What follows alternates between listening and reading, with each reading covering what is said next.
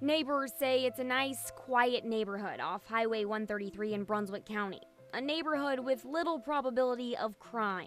This is where Mark Deegan Johnson lived in 2008 on Red Fox Run. No one actually had great knowledge of him. They seem to say he's our neighbor. Neighbors only saw him in passing, but his daughter, Michaela Yates, who now lives in South Carolina, probably knew him better than anyone else. We talked almost every day. He was my best friend. Yates says Johnson was a man who believed in second chances. He was a really good guy with a great heart, but he had his demons, which is why he always believed in giving second chances. She says he owned his own roofing business with Dan de Blasio, a friend who Yates says was more like family. I knew him very well. He was friends with my father for years before they were partners. They employed people who needed a second chance regularly, and I think that's kind of what led to his downfall. Civilian investigative specialist Jim Westbrook with the Brunswick County Sheriff's Office says Dan de Blasio was the last known person who spoke to Johnson on Saturday, October 18th.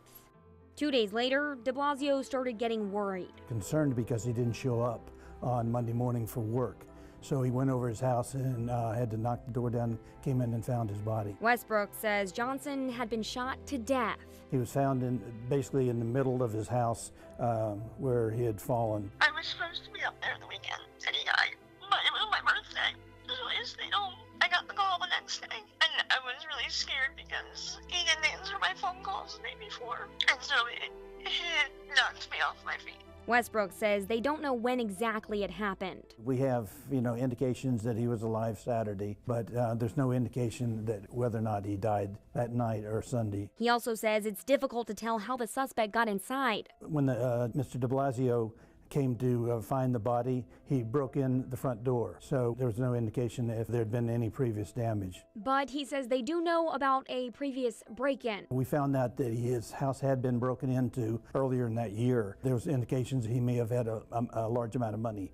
So we're looking at the probability that this was related to an attempt at armed robbery. And another probability? There were probably more than one individual involved in this crime. Probabilities here and there that make a strong case. But Westbrook says they just need a little more. What we need is basically someone with firsthand knowledge to come forward and provide that last bit of information that we need to permit us to bring the guilty party or parties to justice. Information that could change the probability of Yates getting the answers she's been waiting for. To know what happened and why, and if it was someone that just kind of worked for him, or it was someone close to him. There have been so many rumors and so many leads, and it just hasn't gone anywhere. Answers to her dad's murder, the single gunshot that remains unsolved.